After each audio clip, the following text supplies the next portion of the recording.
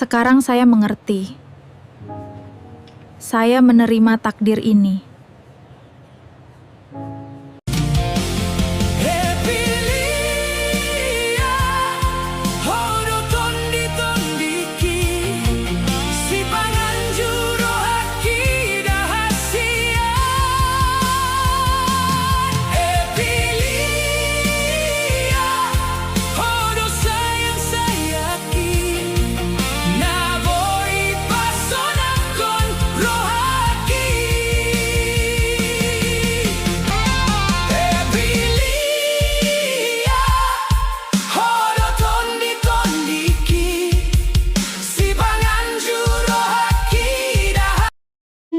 Tahukah kamu, organ tubuh mampu untuk menyimpan trauma dari masa lalu kita.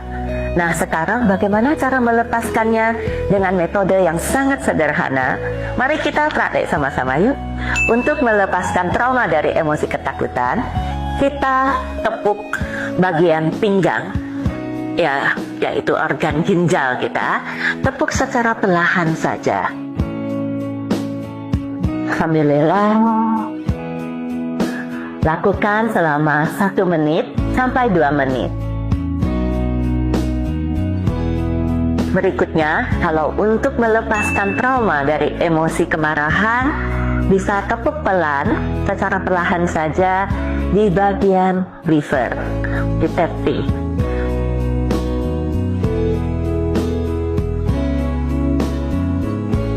Untuk melepaskan trauma dari emosi kekhawatiran yang berlebih, kita bisa tapping di bagian atau tepuk pelan di bagian lambung kita.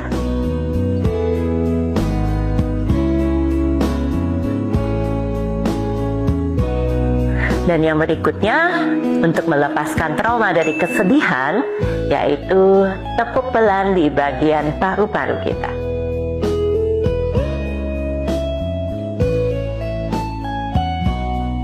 Jika sudah selesai, yang terakhir kita sapu dengan rileks. Sapu sebanyak 3 kali. Semoga dengan metode yang sederhana ini dapat membantu kamu untuk melepaskan trauma-trauma dari masa lalu. Terima kasih, semoga bermanfaat. Bagaimana caranya supaya bisa lebih fokus kepada nafas kita keluar dan masuk saat meditasi untuk seorang pemula? Kita belajar sama-sama yuk. Cara pertama, kamu bisa mengamati nafas keluar masuk, rasakan angin atau udara yang masuk melalui lubang hidung dan hembuskannya, rasakan hangat yang keluar dari lubang hidung. Jika kamu kesulitan untuk merasakan ini, kamu bisa coba di cara yang kedua. Kamu bisa menggunakan 1 kata atau 2 suku kata yang kamu senang atau yang kamu merasa cocok atau nyaman dengan dirimu sendiri. Contoh, kalau kamu rasakan misalnya lagi tarik nafas, kamu rasakan, oh ada cahaya, pas hembus, terima kasih. Atau pas tarik nafas, kamu ucapkan terima kasih. Pas hembus nafas, kamu bisa ucapkan I love you. Atau apapun. Cari 2 suku kata untuk yang satu masuk, yang satu hembuskan nafas. Cari 2 suku kata ini untuk menemani meditasi kamu. Bisa pun juga seperti ini. Misalnya, kalau saya Katolik kan, jadi saya Tuhan Yesus. Atau Yesus, terima kasih. Atau terima kasih Yesus. Terima kasih semesta.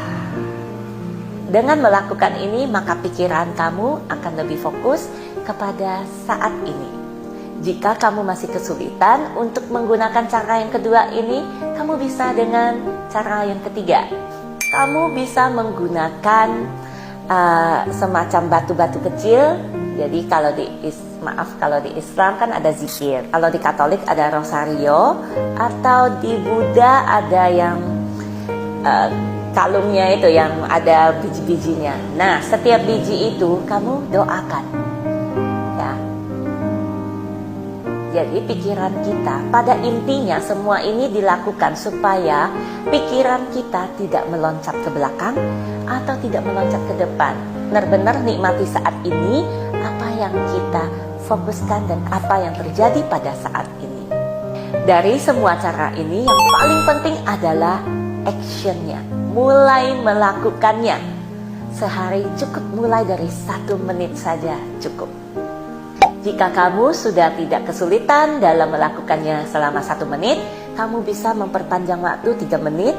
Nanti sudah tidak kesulitan dalam 3 menit, bisa melakukannya 5 menit. Dan makin panjang sampai bisa 15 menit atau 30 menit. Semoga dengan kamu sering meluangkan waktu untuk diri sendiri, fokus kepada saat ini, maka di dalam kehidupan kamu, pikiran kamu akan jauh lebih tenang. Jadi jangan hanya di-save dan di-share videonya saja, tetapi lakukan. Setelah kamu melakukannya, saya tunggu sharingnya kamu. Terima kasih. 5 cara untuk menjaga energi kamu supaya tidak bocor.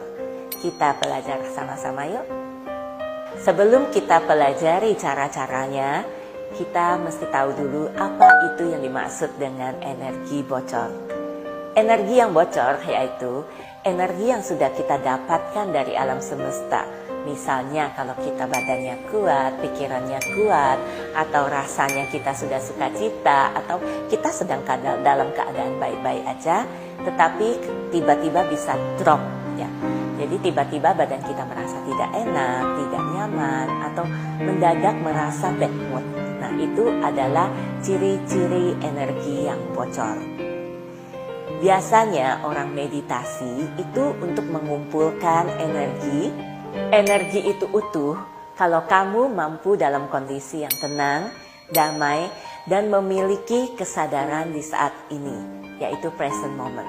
Percuma kalau kita sering mengumpulkan energi, tetapi kita tidak bisa menjaganya dengan baik. Nah, dari hal ini, yuk kita sama-sama belajar bagaimana caranya supaya energi kita tidak bocor kemana-mana. Yang pertama, kita membuat boundary atau batasan yang jelas dan tegas untuk melindungi diri kita. Yaitu ketika ada yang curhat sama kita atau ada yang mengeluh sama kita, kita bisa mendengarkannya tanpa masuk ke dalam perjalanan cerita dia. Jadi nggak nangis bareng, oh iya ya kamu seperti ini, oh iya ya kamu kan. Jadi seolah-olah kita juga seperti dia itu. Nah, itu yang harus dihindari. Jadi kita cukup mendengarkan ceritanya di sisi luar. Jadi kita mampu meletakkan diri kita di sisi luarnya dia. Dia lagi sedih, kita ya sedih nggak apa-apa, tetapi kita mampu untuk menjaga diri kita berada di luar diri dia. Yang kedua, kurangi bicara. Tahukah kamu kalau berbicara itu, ya, terutama yang semangat, yang energinya besar, nah energi kita juga bisa bocor lewat berbicara. Jadi berbicaralah seperlunya dan lebih banyak mendengar. Ketiga, kita bisa meletakkan atensi diri kita mulai dari begitu bangun tidur. Saat membuka mata pertama kali, kita sudah harus sadar atensi kita diletakkan pada sesuatu yang nyata. Jadi fokus kita, perhatian kita tidak diletakkan pada sesuatu yang tidak nyata. Ingat, kita hidup di dalam kehidupan yang nyata, bukan di dalam imajinasi yang kamu buat sendiri. Keempat, hindari kegiatan-kegiatan yang tidak perlu, terutama hal-hal atau kegiatan yang tidak bisa membuat kamu bertumbuh. Contohnya, bergosip atau mengeluh, itu sama saja mengumpulkan energi negatif.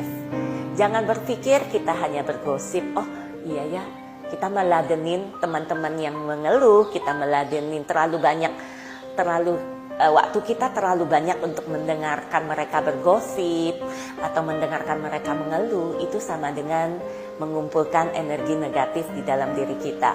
Daripada waktu dan energi kita habis untuk hal-hal yang tidak perlu, lebih baik kita mencari suatu kegiatan yang membuat kita lebih produktif.